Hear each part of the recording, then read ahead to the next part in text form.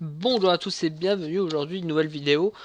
Si le Linuxien, on se retrouve pour faire comme tous les grands youtubeurs gaming font, c'est-à-dire une compilation, mais ce coup-ci pas de jeux vidéo.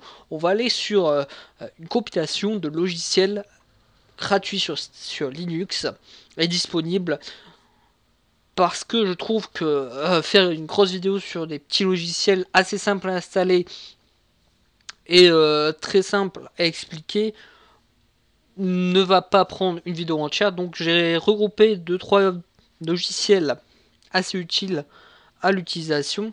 Donc aujourd'hui on va voir 3 logiciels. On va faire BleachBit, un logiciel de nettoyage de votre système.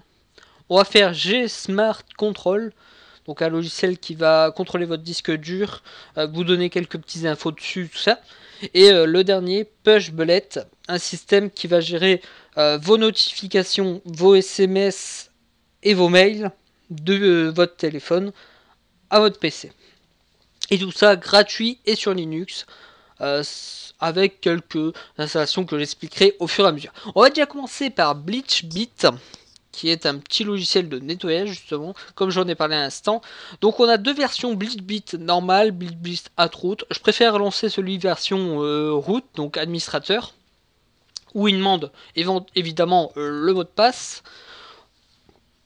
On met le mot de passe et voilà. Donc nous voilà avec l'interface. Donc l'interface est très simple. On nous propose différentes options, différents systèmes à nettoyer. Donc là, on a analyse approfondie avec les fichiers temporaires, tous les fichiers de sauvegarde qui n'ont rien à faire sur notre machine. Les systèmes apt pour Linux, hein, tout ce qui est...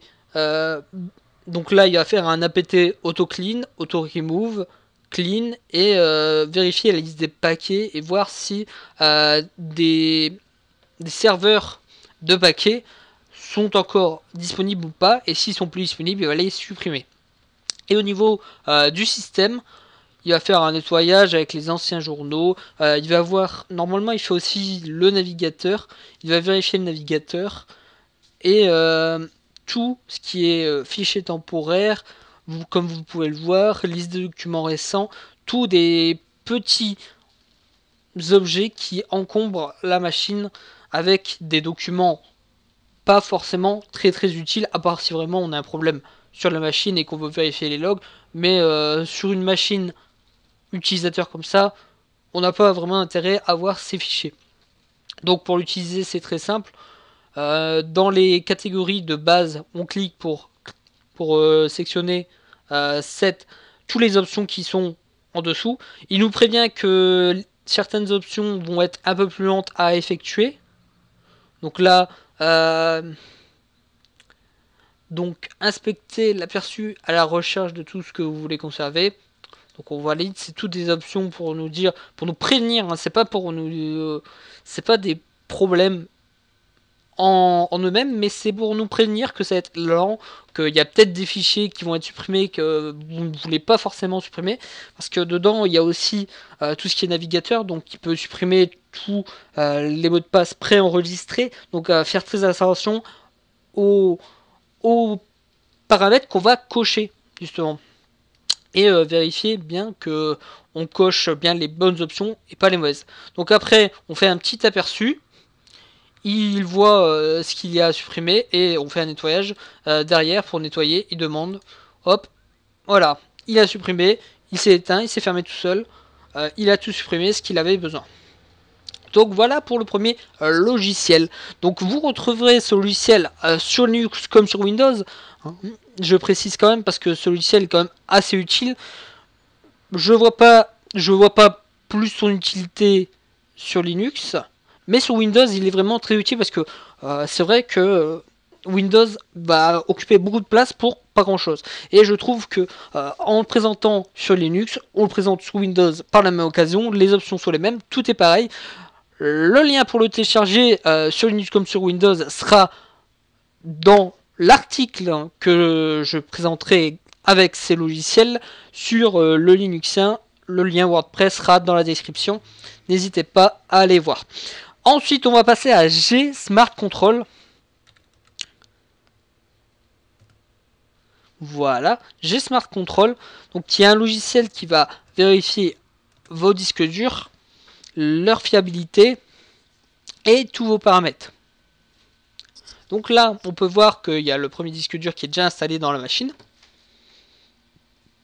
Et on voit aussi le lecteur CD aussi à l'occasion.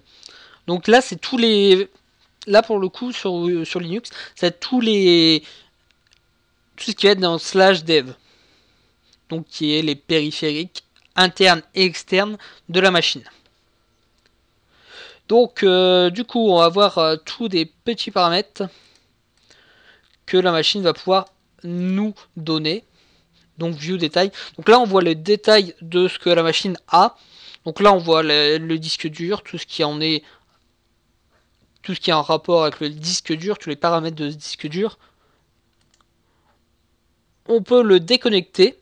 Quand on peut faire, à chaque fois qu'on va lancer le logiciel, il va déconnecter ces logiciels, à ne pas faire si c'est le disque dur interne. Donc, et aussi, ils ont ajouté un test de performance.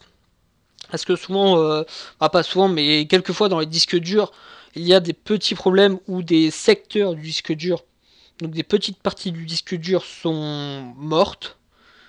Le disque dur va fonctionner correctement, mais il va perdre de l'espace, un tout petit peu d'espace. Et il peut faire perdre en performance parce que ce secteur-là, cette partie qui sera morte, il va essayer de la lire et ça va lui prendre du temps. Et pour comprendre qu'il doit passer à la suite et ne pas forcément continuer sur cet espace. Donc voilà pour ce logiciel, ce deuxième logiciel. Donc là, avec 2-3 paramètres possibles d'utiliser. Donc on peut voir différentes options, mettre le nom du disque que vous avez dans vos fichiers, le nom du disque en lui-même, le nombre le serial number, donc le numéro de série de votre disque dur justement, les différents disques que vous pouvez ajouter ou enlever avec le logiciel. Donc là on peut ajouter des disques, des clés USB et d'autres logiciels pour accéder à ce logiciel. Il y a plein de petites options et c'est vraiment juste pour vérifier si votre disque dur est en bon état de fonctionnement. C'est juste de la surveillance, du monitoring comme on appelle ça. C'est de la surveillance et de la vérification de logiciels. Ce n'est pas pour faire de la maintenance. Donc, et ensuite, le dernier logiciel que j'ai à vous présenter, qui est un peu plus complet, lui, et un peu plus intéressant à utiliser, c'est Pushbullet, qui est un peu plus intéressant pour un utilisateur lambda de Linux. Donc, Pushbullet, ça va être un petit logiciel qui va donner des notifications à votre machine de vos SMS, notifications Android, Apple, sur votre machine. Donc là, vous voyez que le petit icône ici est apparu. Donc voilà, on va afficher le logiciel. Donc il faut se connecter avec un compte, soit un compte Google, soit Facebook. Donc, vous avez le choix. Donc là, on peut voir que j'ai la version de bureau sur cette machine et j'ai celle sur mon téléphone, donc en Android, avec un HTC Desire 800 watts. Donc on peut avoir plein de petites options. Donc là avec les différents logiciels où on a installé plutôt ces différents logiciels. Donc pour faire la connexion, rien de très compliqué. Vous installez la version de bureau qui sera dans l'article, comme je l'ai déjà dit, l'article WordPress. Et vous suivez la manipulation, il vous demandera de vous connecter, tout ça. Ensuite, quand vous êtes connecté sur la version de bureau, vous allez sur votre téléphone ou même sur une autre machine. Sur une autre machine, vous pouvez installer la version de bureau aussi sur une autre machine. Vous l'installez et vous suivez les paramètres pour connecter. Sur Android, très simple, il suffit juste de donner l'accès aux SMS, aux notifications et aux fichiers, parce qu'on peut envoyer aussi des fichiers directement sur notre téléphone. Pas besoin d'être forcément en Wi-Fi, on peut le faire en 4G comme en Wi-Fi, il n'y a pas de souci. Et il est vraiment complet. Donc là, des chaînes éventuellement à suivre par rapport à Pushbullet. Les SMS pour envoyer différents SMS à différentes personnes. Les fichiers là pour envoyer des fichiers. Quand je clique là-dessus, je peux accéder aux fichiers de mon téléphone.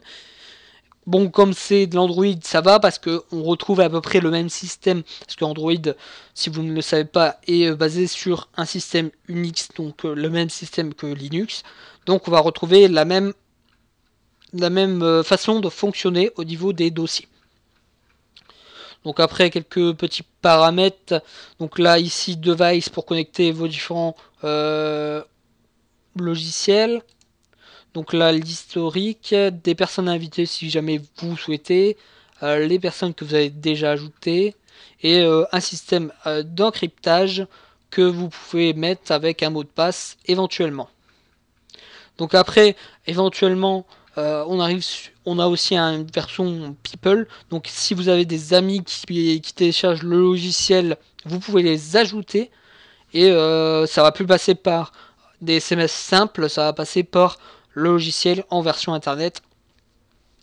Évidemment.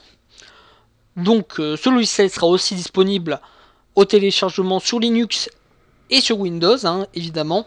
Vous pouvez l'installer sur Linux, sur Windows, via votre navigateur aussi, sur Google Chrome, Opera et Mozilla. Donc Firefox, vous pourrez télécharger ces logiciels et l'utiliser directement depuis votre navigateur. Et il vous préviendra de chaque SMS, de vos notifications, et vous pourrez éventuellement envoyer des SMS depuis ce logiciel. Donc, vous retrouverez tous ces logiciels sur l'article WordPress que je mettrai en description. N'hésitez pas à liker la page, à vous abonner éventuellement, et aller voir tous mes articles, tous mes différents articles que j'ai déjà composés sur mon WordPress. Sur ce, je vous dis à bientôt, je vous remercie d'avoir regardé la vidéo.